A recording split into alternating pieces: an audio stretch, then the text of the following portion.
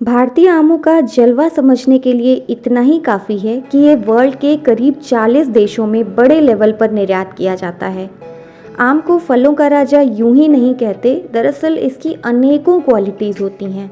साथ ही इसमें vitamin A, vitamin B 1, vitamin B 2, carbohydrate, protein, calcium, phosphorus, potassium, sodium और आयरन की प्रचुर मात्रा पाई जाती है।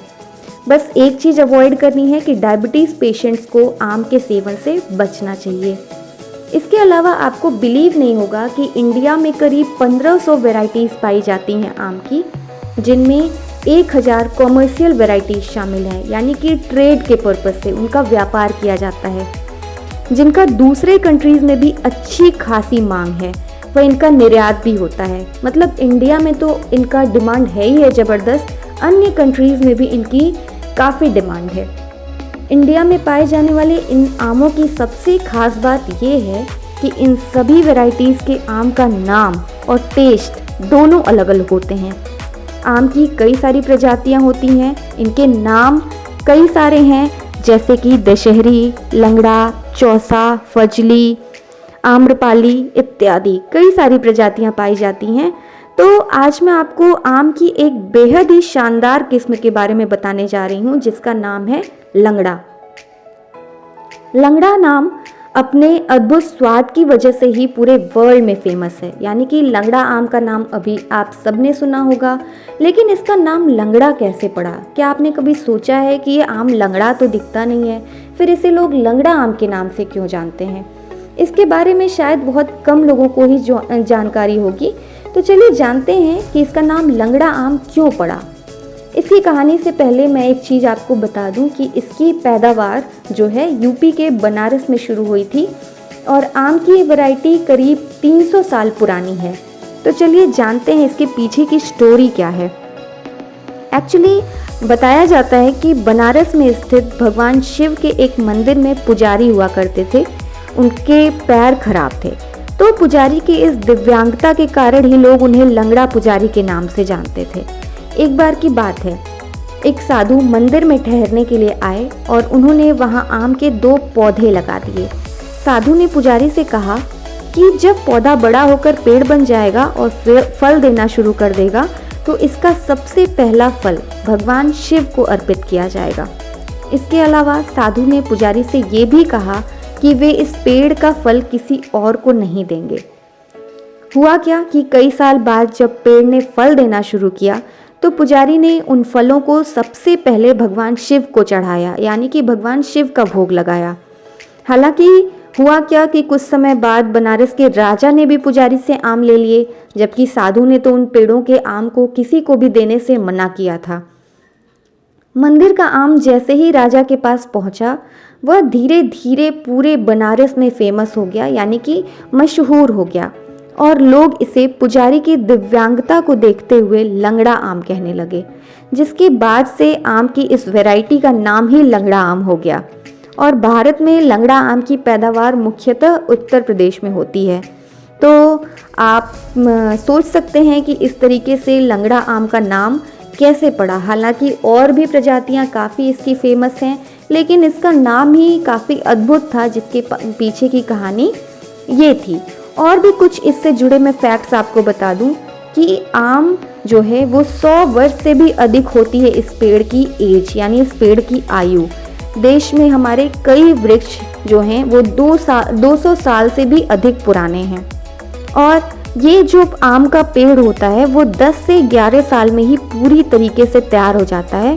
कुछ इसकी किस्में यानी कि प्रजातियां ऐसी भी होती हैं जिनमें तीसरे साल से ही फल आने लगते हैं, तो कुछ में छठवें से भी आते हैं। आम के पेड़ की जो औसत ऊंचाई होती है वो होती है 15 से 20 फीट लगभग। और इसको लगाने का सबसे प्रॉपर जो सीज़न होता है वो होता है जुलाई में। अगर लगाया जाए तो काफ़ी अच्छा ग्रो करता है। जुलाई अगस्त का जो महीना काफ़ी सुटेबल होता है। और एक चीज़ और जान लीजिए कि पौधों के बीच 10 मीटर की दूरी लगभग रखनी चाहिए, क्योंकि उसकी जो जड़ें हैं वो काफ़ी फैलती हैं। तो इस वजह से आम के कई सारे हेल्थ के लिए भी ये काफ़ी बेनिफिशियल होता है हमारे लिए। कई सारे इसके फ़ायदे होते हैं। बस एक चीज़ हमें अवॉइड करना चाहिए कि इससे डायबिटीज़ पेशेंट्स को दूर रखना चाहिए। आइए जानते हैं कुछ इसके फ़ायदे। सबसे पहला तो आम में फाइबर्स होता है, तो ये कॉन्स्टिपेशन यानी कि शरीर में कब्ज की समस्या को काफ़ी दूर करता है। कच्चे आम जो रॉ मैंगो होता है वो भी काफ़ी फ़ायदेमंद होता है।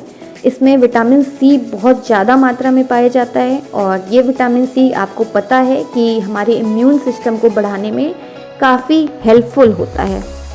आम में मैंगीफेरिन नाम का एक कंपाउंड, एक यौगिक पाया जाता है जिसमें एंटी कैंसर क्वालिटीज़ होती हैं, मतलब ये कैंसर होने से भी बचाव करता है हमारा। इसमें मौजूद पॉलीफेनोलिक एक कंपाउंड होता है जिसके अंदर एंटीऑक्सीडेंट और एंटी इन्फ्लेमेटरी प्रॉपर्टीज़ होती हैं। तो इस तरीके से हमारे शरीर में कहीं सूजन वगैरह भी होता है तो उसको भी दूर करता है, और एंटीऑक्सीडेंट है तो हार्ट के लिए भी अच्छा होगा हमारी, और किडनी वगैरह के लिए भी काफ़ी अच्छा होगा। आम में विटामिन बी भी पाया जाता है, जैसा कि मैंने स्टार्टिंग में ही बताया, जो कि ऑक्सलेट यानी कि गुर्दे की पथरी को कम करता है। जो हमारे किडनी में स्टोन्स हो जाते हैं, पथरी बन जाते हैं, तो उसको भी ये दूर करने का काम करता है। इसमें हिपैटो प्रोटेक्टिव गुण पाए जाते हैं, यानी कि हिपैटो प्रोटेक्टिव प्रॉपर्टीज़ पाई जाती हैं जो कि हमारे लिवर को, जो हमारे शरीर की सबसे बड़ी ग्रंथि होती है, उसको स्वस्थ रखने में मदद करते हैं। तो ये हो गई क्वालिटीज़। और विटामिन ए भी जैसा कि पाया जाता है तो ये हमारे स्किन को काफ़ी हेल्दी रखता है, और जो रिंकल्स हो जाते हैं तो रिंकल्स के जो स्टार्टिंग के लक्षण होते हैं उसको भी ये काफ़ी कम करने का काम करता है। तो इस तरीके से होता है। बताते चलूँ कि आम के पौधे जो हैं कलम से तैयार किए जाते हैं, यानी कि आम की कलम से। इन्हें बीज से भी तैयार किया जाता है। बीज के लिए जुलाई के महीने में गुठली को मिट्टी में दबाना होता है। तो इस तरीके से हैं, आप सोच सकते हैं कि हेल्थ के लिए भी काफ़ी बेनिफिशियल है, और हमारी कंट्रीज़ में तो ये मशहूर है ही। मतलब आम का सीज़न आते ही लोगों के घरों में आम आना शुरू हो जाता है, और लोग काफ़ी इसे खाना भी पसंद करते हैं। काफ़ी लोगों का फेवरेट फ्रूट माना जाता है, फलों का राजा तो ये है ही। तो इस तरीके से, और दूसरी कंट्रीज़ में भी इसका काफ़ी क्रेज़ है। हालांकि वहाँ पे ये पेड़ नहीं होते हैं, बट वो लोग इंडिया से मंगवाते हैं, तो कॉमर्शियल पर्पस से भी इनका ट्रेड होता है। और कई सारी जो इसकी प्रजातियां हैं उनका टेस्ट भी अलग होता है। किसी किसी में फाइबर्स बहुत ज़्यादा पाए जाते हैं, किसी किसी में फाइबर्स थोड़ा कम होते हैं। तो दशहरी आम और ये चौसा आम, सफ़ेदा आम, ये सारे जो प्रजातियां हैं आम की, लंगड़ा आम, ये सभी स्पीसीज़ जो हैं इसकी, ये काफ़ी फेमस हैं, जो कि बारिश के बाद मतलब लोग ख़रीदना ज़्यादा प्रेफर करते हैं, क्योंकि कहते हैं कि बारिश होने के बाद ही ये आम पक जाते हैं। तो ये है इसकी क्वालिटीज़। आई होप आपको अच्छा लगा होगा, और इसके पीछे की कहानी जान के कि अब तक हम जानते तो थे कि लंगड़ा आम मतलब कहते हैं, बट आखिर क्या रीज़न था इसके पीछे, मतलब लंगड़ा आम क्यों उसे बुलाते थे। आखिर देखने में तो वो सीधा साधा दिखता है, लंगड़ा तो हमें दिखता नहीं है। तो इसके पीछे की कहानी आई होप आपको पसंद आई होगी, और इसकी क्वालिटीज़ भी आपको जान करके अच्छा लगा होगा।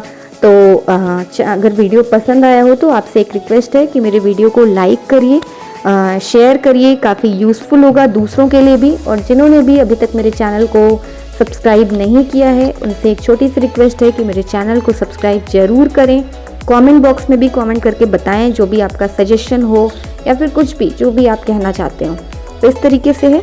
मेरे चैनल का नाम है वो है universal Juhi. Thank you so much.